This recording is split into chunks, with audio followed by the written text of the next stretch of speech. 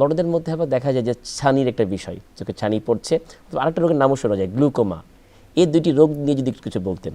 গ্লুকোমাটা হলো অনেকটা উচ্চ রক্তচাপ, যেরকম জি, চোখের ভিতরেও কিন্তু একটা চাপ আছে। যে প্রেশার কোনো একটা আছে। ক্যাভিটি যদি ওয়াল দিয়ে ঘেরা থাকে, জি। ভিতরে যে তরল থাকবে ওটা কিন্তু একটা প্রেশার দিবে। আচ্ছা। তো রক্তনালীর ভিতরে যে তরল আছে, ব্লাড ফ্লুইডটা আছে, জি জি। ও প্রেশার দেয়। আচ্ছা। সিমিলার চোখটা তো একটা বলের মতো, জি জি। তো ভিতরে তো লিকুইড আছে, হুম, সে তখন এই প্রেশার দেয়। তো এটা আচ্ছা। করলে আমরা ইন্ট্রাওকুলার প্রেশার। আচ্ছা। তো এই প্রেশারটা নর্মাল রেঞ্জ হলো আমরা 21 একটা অ্যাপ্রক্সিমেট ধরি। তো তার বেশি যদি হয়, তখন যেটা হয় যে চোখের যে নার্ভ, জি। এই নার্ভের উপরে একটা প্রেশার পড়ে, আচ্ছা। নার্ভের নিউট্রিশন হ্যাম্পার হয়, যার ফলে আস্তে আস্তে নার্ভটা শুকায় যায়। আচ্ছা। এবং এটা খুব স্লো প্রসেস। আচ্ছা। এবং সাধারণত 40-এর পরে যা এটা আসে। জি জি। তো একটা গ্র্যাজুয়ালি যখন আস্তে আস্তে প্রেশারটা বাড়ে, জি এটা তারপরে আস্তে আস্তে নার্ভ ক্ষয় হয়। জি।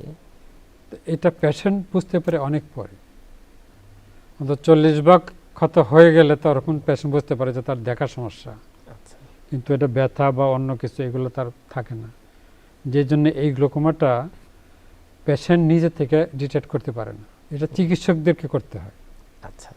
তো 40-এর পরে যারা আসে, তারা আমরা যেটা রুটিনলি করি, তার চোখের প্রেশারটা একটু দেখি, ভিতরে ওই যে নার্ভের যে স্ট্যাটাসটা ওটা কিন্তু দেখা যায় আমাদের অপথলমোস্কোপি করলে, অথবা ফান্ডাস ফটোগ্রাফ করলে আমরা ওটা দেখতে পারি, আগেই বোঝা যায়। বোঝা যায়। অথবা নার্ভটা কি আমরা অ্যানালাইজ করতে পারি, ওসিটি বলে। আচ্ছা। আবার একটা ফিল্ড অ্যানালাইসিস বলে, সেটা যদি এইগুলো কতগুলো ডিভাইস আছে, তো আমরা রুটিনলি যেটা করি, প্রেশারটা দেখি, নার্ভটা দেখি।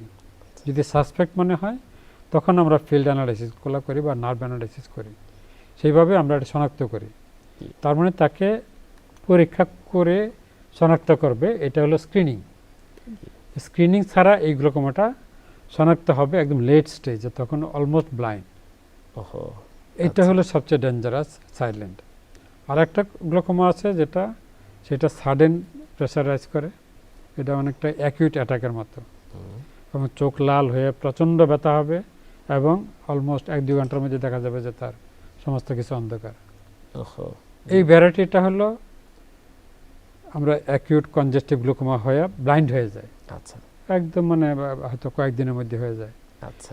এই ভ্যারাইটিটা যেহেতু পেইন আসে, লাল হয়, সাথে সাথে রিপোর্ট করে। কিন্তু ওই সাইলেন্ট যেটা, ওই গ্লুকোমাটা রিপোর্ট করে না।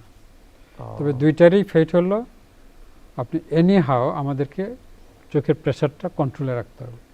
আচ্ছা। তো কন্ট্রোলে রাখার জন্য আমাদের ড্রপ প্রিপারেশন আছে, মেডিকেশন আছে, বিভিন্ন ধরনের ড্রপ আমরা ইউজ করতে পারি। আরেকটা হলো এটা সার্জারিও আছে, আচ্ছা।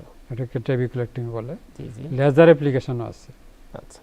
তো অনেক চিকিৎসার চিকিৎসাই রয়েছে। সাইডটা আমরা কমফোর্টেবল, কিন্তু ডিটেকশন সাইডটা হলো চ্যালেঞ্জিং। যেহেতু সাইলেন্ট গ্লুকোমাতে পেশেন্ট নিজের থেকে কোনো আজ করতে পারে না, সেই জন্য এটা একটা ঝামেলা করে যায়। জি। তো এটা আমরা এখন বলি যে স্ক্রিনিং করাইতে হবে রেগুলার। যখন অন্য কোনো কারণে সে চোখ দেখাইতে আসে, আমরা ওই দুইটা জিনিস দেখে দিই। আর যদি ফ্যামিলিতে তার হিস্ট্রি থাকে, যে বাবা মার ছিল বা আগের কেউ ছিল, তাহলে এটা ম্যান্ডেটরি যে সে এই পরীক্ষাটা বা স্ক্রিনিংটা করাবে। তাহলে হয়তো আমরা আর্লি শনাক্ত করতে পারলে তার ভিশনটা অনেক বছর যাবত প্রিজার্ভ করা সম্ভব, ভালো থাকতে পারবে। জি।